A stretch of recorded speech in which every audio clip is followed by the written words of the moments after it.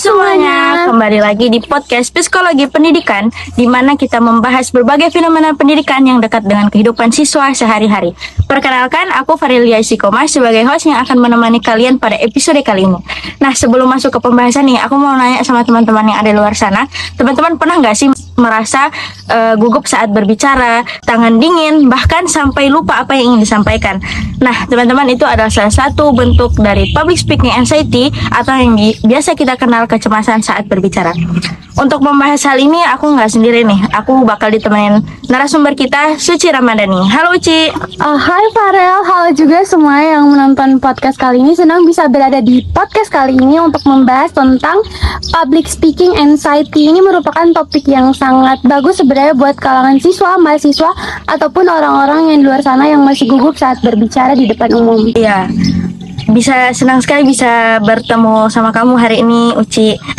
Uci atau Suci? Suci. Oh, baik. Okay. Semoga pembahasan kali ini kita bisa memberikan kepada siswa-siswa bahwa pentingnya menghindari public speaking atau kecemasan saat berbicara. Public speaking anxiety kan? Oh ya, lupa. Iya, okay. Public speaking anxiety. Nah, langsung aja nih ke pembahasan. Aku mau nanya nih, menurut kamu public speaking anxiety atau kecemasan saat berbicara itu gimana sih? Nah, jadi public speaking anxiety itu adalah suatu keadaan di mana seseorang itu merasakan gugup, cemas berlebihan saat ia berbicara di depan umum. Nah, hal ini itu biasanya ditandai dengan ia takut berkontak mata dengan para audiens, merasa gugup, suaranya menjadi tidak stabil. Nah, hal ini juga yang menyebabkan ia susah untuk berkonsentrasi pada saat berbicara di depan umum. Oh, berarti hal ini cukup umum terjadi di kalangan siswa? Bisa dibilang seperti itu karena seorang siswa itu merupakan seorang pemula dalam public speaking yang menyebabkan masih ada beberapa orang yang mengalami hambatan dalam melatih public speaking mereka. Contohnya pada studi kasus yang kita analisis kemarin di SMA Boyolali itu masih terdapat beberapa siswa yang masih memiliki hambatan ya public speaking anxiety. Di antaranya ada Vilky dan Faiz. Mereka itu merasakan ketika mereka berkontak mata dengan orang, mereka menjadi gugup saat berbicara dan juga sulit berkonsentrasi. Nah, tetapi di sana juga ada seorang siswa yang bisa dibilang dia cukup mahir dalam public speaking karena dia merasakan ketika dia berkontak mata dengan orang, dia merasakan sebuah energi yang bisa menyebabkan ia enjoy dengan apa yang akan ia sampaikan. Nah, jadi sebenarnya public speaking itu bagus untuk dimiliki oleh semua orang karena itu bisa dibilang ada skill yang harus dimiliki para siswa, mahasiswa maupun orang-orang. Berarti menarik sekali ya. Jadi setiap siswa itu mereka punya cara tersendiri untuk mengatasi rasa gugup yang mereka hadapi itu.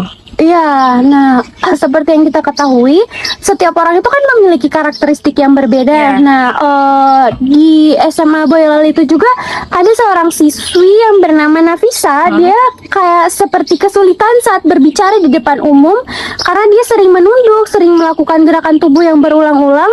Nah, hal itu juga yang menunjukkan bahwasanya masih banyak para siswa di SMA Boyolali yang masih mengalami beberapa gangguan atau hambatan public speaking anxiety, tetapi hal itu juga bukan akan menjadi penghalang bagi mereka untuk latihan. Kayak gitu, Farel. Baik, bagus sekali ya penjelasannya dari Kak Suci ini. Nah, Suci, setahu saya nih, di dalam psikologi pendidikan itu pasti ada teori yang bisa menjelaskan kasus yang kamu ambil ini. Bisa dijelaskan teori apa yang kamu ambil dari penelitian kamu? Jadi sangat menarik, Farel. Tentu saya bisa jelaskan. Nah, jadi dalam studi kasus kali ini saya menganalisis dengan dua teori. Yang pertama adalah teori self-efficacy dari Albert Bandura, di mana teori ini menunjukkan bahwa seseorang itu akan lebih berhasil ketika ia memiliki kemampuan atau kepercayaan pada dirinya sendiri. Nah, jadi semakin tinggi self-efficacy yang dimiliki seseorang, maka mereka akan lebih enjoy. Maksudnya gimana mereka lebih leluasa untuk menyampaikan pendapat apa yang mereka miliki, menghadapi tantangan karena ia percaya dengan kemampuan yang dia miliki. Nah, sebaliknya ketika seseorang memiliki self-efficacy yang rendah, mereka cenderung lebih kayak takut. Mereka tidak percaya pada dirinya sendiri, Farel. Oh, gitu. berarti percaya diri itu sangat berpengaruh ke public speaking siswa. Iya, benar. Karena kita bisa lihat dari studi kasus yang di SMA Boyolali, Bernadetta itu bisa dibilang dia tergolong self efficacy yang tinggi karena ia sangat senang berbicara di depan umum karena ia merasa ketika ia berkontak mata dengan orang, dia memiliki energi yang tersendiri yang bisa membuat ia enjoy menyampaikan pendapat dia, lebih leluasa lah kalau berkontak mata dengan para audiens. Nah, sebaliknya Filky, Faiz, dan Nafisa mereka bisa dibilang tergolong siswa-siswi yang memiliki kemampuan self-efficacy yang rendah karena mereka masih merasakan cemas saat berbicara di depan umum sehingga melakukan gerakan tubuh yang berulang-ulang, suara menjadi tidak stabil, sulit berkonsentrasi pada saat mereka berbicara di depan umum. Oh, apakah selain teori dari Bandura tadi yang sudah dijelaskan, ada teori lain di dalam penelitian tersebut?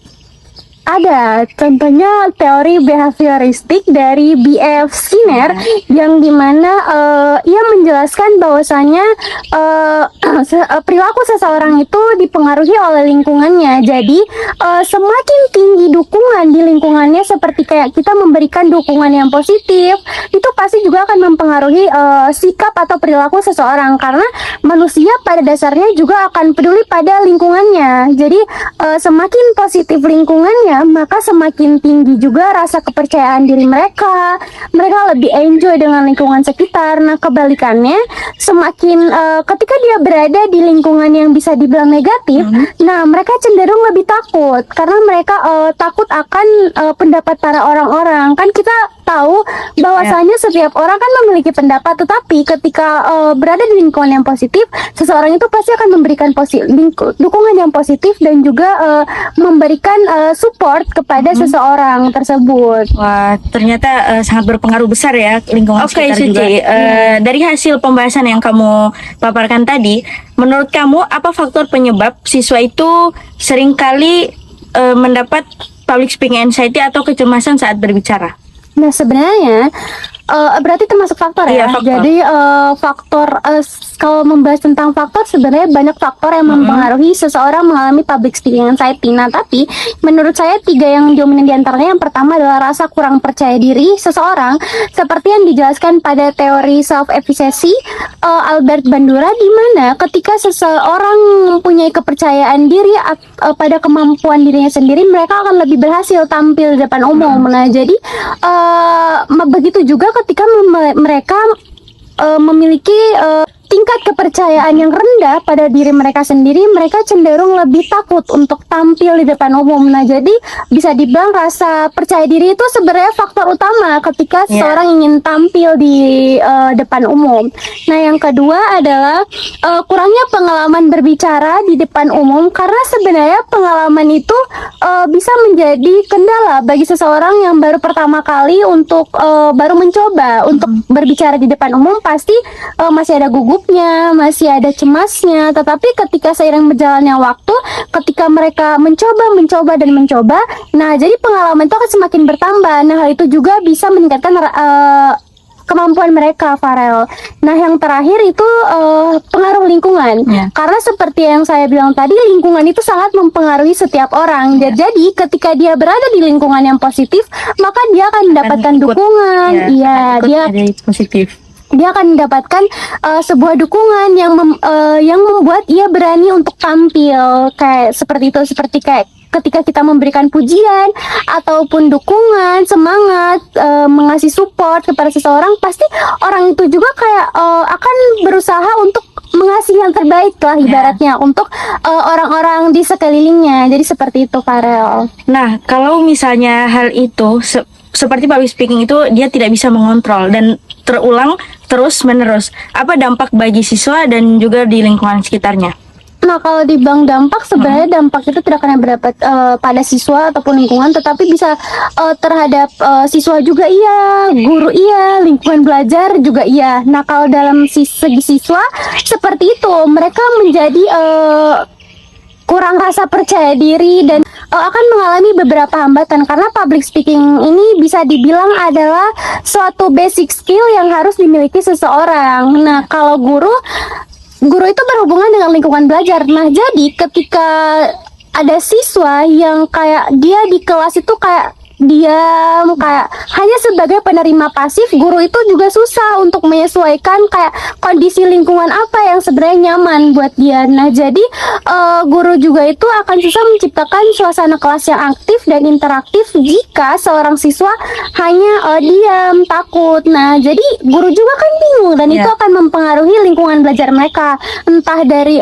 kondisi kelas, cara mereka berdiskusi ataupun sebagainya. Oke, sangat menarik ya materi ini. Nah, teman-teman, menurut saya pembahasan dari Kak Suci ini cukup mudah untuk dimengerti agar kalian tahu bagaimana public speaking anxiety atau kecemasan saat berbicara. Tapi Kak Suci, menurut saya masih ada yang kurang nih. Apa tuh? Kak Suci belum memberikan solusi kepada teman-teman yang ada di luar sana. Apa yang bisa mereka lakukan untuk menghindari atau minimalisir terjadinya public speaking anxiety atau kecemasan saat berbicara? Kalau dibilang solusi itu sebenarnya banyak, Farel. Karena seperti pepatah yang mengatakan langkah kecil bisa menghasilkan hasil yang besar. Dan itu bisa dimulai dengan memberikan latihan public speaking secara bertahap, dimulai dari dalam kelas, mungkin dengan bisa memberikan semacam presentasi, membiarkan seorang siswa berbicara atau membacakan hasil dari diskusinya, atau ditunjuk menjadi ketua kelompok untuk membacakan hasil dari diskusi mereka, dan juga perlahan belajar untuk berbicara di depan kelas. Karena sebenarnya kalau di lingkungan kelas itu kan sebenarnya seorang siswa itu mungkin takut. Ya, betul. Karena menurut saya sebenarnya di dalam kelas itu mempengaruhi juga langkah awal untuk seseorang mau berbicara di depan umum. Karena ketika di kelas saja dia tidak berani, apalagi dia di luar. Nah, betul seperti sekali. itu. Jadi teman-teman, latihan public speaking itu penting banget untuk kalian bisa menghindari terjadinya public speaking anxiety. Nah, iya. Terus yang kedua dan yang ketiga mungkin dengan menciptakan lingkungan yang positif dan juga memberikan dukungan yang positif. Nah, karena seperti yang saya jelaskan tadi, lingkungan dan sebuah dukungan yang positif itu sangat mempengaruhi seseorang. Karena ketika ia berada di lingkungan yang nyaman dan dia merasakan aman, ditambah dia mendapatkan dukungan positif, support dari orang-orang di sekelilingnya, itu bisa membuat ia semakin percaya diri ketika mereka tampil. Karena mungkin ketika ia tampil, ia merasa kayak ini lingkungan yang safe buat dia tampil. Dan juga mungkin ketika dia selesai tampil, dia akan mendapatkan sebuah pujian, applause buat dia karena dia sudah berusaha. Nah, hal itu juga bisa meningkatkan rasa kepercayaan diri seseorang yang bisa mencegah terjadinya public speaking anxiety. Wah, itu tadi teman-teman solusi untuk mengatasi terjadinya public speaking anxiety atau kecemasan saat berbicara. Nah guys, kita udah sampai nih di penghujung podcast kali ini. Dapat ditarik kesimpulan dari narasumber tadi bahwasanya public speaking anxiety itu cukup umum terjadi pada kalangan siswa, dan rasa cemas yang muncul itu akan mengakibatkan siswa itu kurangnya rasa percaya diri, hilangnya komunikasi, dan bahkan bisa sampai mengganggu pembelajaran di kelas.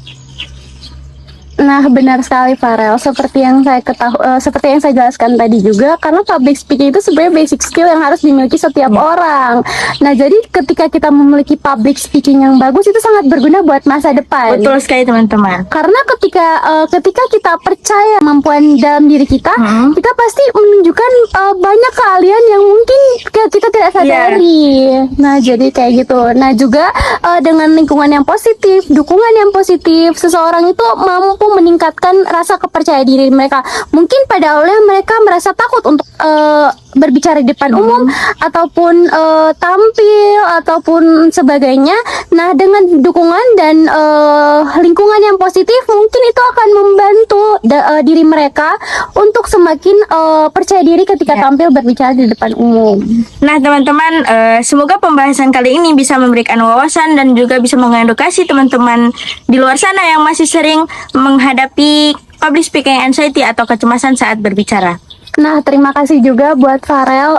Saya cukup senang menjadi narasumber kali ini karena kita membahas topik yang bisa dibilang merupakan topik yang sangat bagus Ya, untuk kalangan betul sekali, para Mbak. siswa, mahasiswi, ataupun orang-orang yang di luar sana yang masih gugup ketika ia mau berbicara di depan umum. Jadi, sebenarnya seperti yang kita ketahui, public speaking itu adalah basic skill yang kita miliki, itu sangat berguna buat masa depan, Farel. Jadi ketika seseorang memiliki public speaking yang bagus ketika di masa depan, karena seperti yang kita ketahui, kemampuan berbicara di depan umum itu sangat penting. Iya, betul Entah sekali. untuk siapapun itu.